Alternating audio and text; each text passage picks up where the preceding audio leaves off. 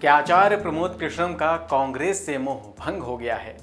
देश में राष्ट्रपति चुनाव को लेकर एक सियासी माहौल चल रहा है जो अब धीरे धीरे गर्म होता जा रहा है। एक तरफ द्रौपदी मुर्मू है तो दूसरी तरफ यशवंत सिन्हा। शिवसेना ने द्रौपदी मुर्मू को समर्थन देने का मूड बना लिया है।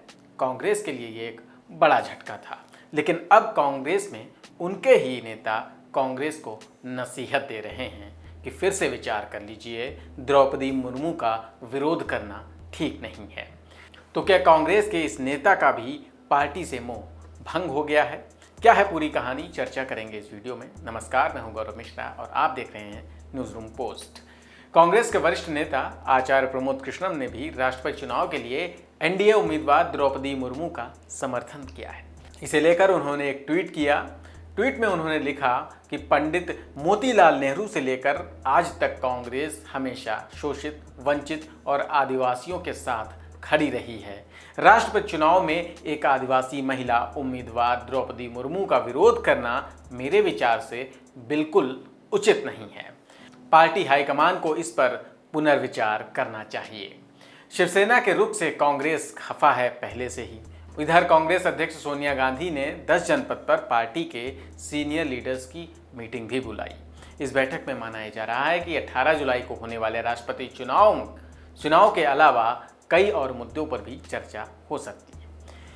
कांग्रेस की इस मीटिंग से पहले प्रमोद कृष्णम का ये ट्वीट चर्चा में भी रह सकता है।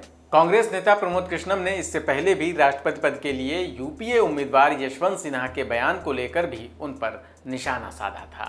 दरअसल यशवंत सिन्हा ने कहा था कि राष्ट्रपति चुने जाने पर मैं संविधान के संरक्षक के रूप में कार्य करूंगा और सरकार को कुछ भी ऐसा करने से रोकूंगा जिससे प्रजातंत्र का हनन हो, जैसे राज्य में चुनी हुई सरकार को गिराना।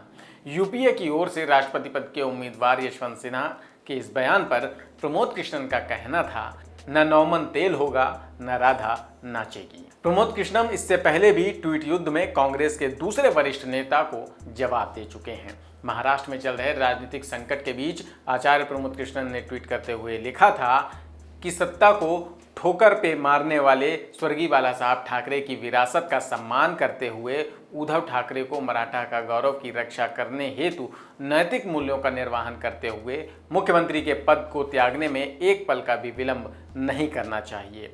आचार्य प्रमोद कृष्णन के इस ट्वीट पर कांग्रेस नेता जयराम रमेश ने कहा कि यह कांग्रेस पार्टी के विचार नहीं है। उन्होंने ट्वीट करते हुए लिखा, न ही यह कांग्रेस पार्टी के विचार हैं, न ही आचार्य प्रमोद कृष्णम कांग्रेस के अधिकृत प्रवक्ता हैं। कांग्रेस महासचिव जयराम रमेश के इस ट्वीट पर आचार्य प्रमोद कृष्णम ने भी जवाब दिया। उन्होंने रिट्वीट करते हुए लिखा, अधिकृत तो टेम्परेरी होता है प्रभु, मैं तो परमानेंट हूँ। फिर भी आपको कोई दिक्कत है तो जयराम जी की। इसके अलावा आचार्य प्रमोद कृष्णम ने उदयपुर मामले पर भी ट्वीट किया था। उन्होंने लिखा था, धमकी मिलने के बावजूद भी कन्हैया को सुरक्षा उपलब्ध क्यों नहीं कराई गई? हत्यारों के साथ पुलिस प्रशासन भी बराबर का दोषी है। एसएसपी डीआईजी के खिलाफ अभी तक कार्रवाई क्यों नहीं की गई? इस पर कांग्रेस नेता जयराम रमेश ने ट्वीट किया, दूसरी बार लक्ष्मण रेखा पार करने से पहले एक बार तो सोचना चाहिए था। जो आपने लिखा है वो वैसे भी तथ्यों से बहुत परे है। प्रमोद कृष्णम ने इसका भी जवाब दिया। उन्होंने लिखा, कन्हैया के लिए आवाज़ उठाना राष्ट्र धर्म है प्रभु। राष्ट्र धर्म का निर्वहन करने से किसी को रोकने की चेष्टा राष्ट्रद्रोह कहलाता है।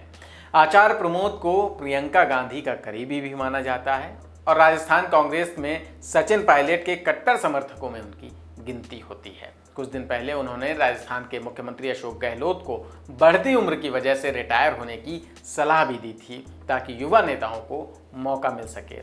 इसको लेकर भी कांग्रेस की खूब किरकिरी हुई थी। कौन है और कहां के हैं प्रमोद कृष्णम, अब ये भी जान लीजिए।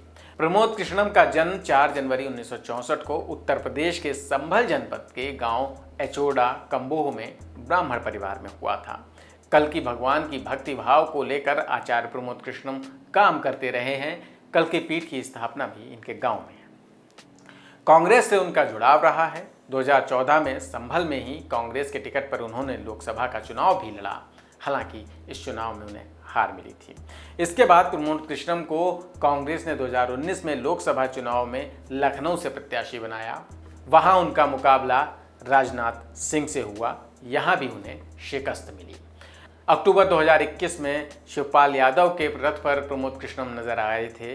तब ये चर्चा उड़ी थी क्या कांग्रेस उन्होंने छोड़ दी है, लेकिन बाद में ये क्लियर हो गया कि प्रमोद कृष्णम कांग्रेस में ही हैं।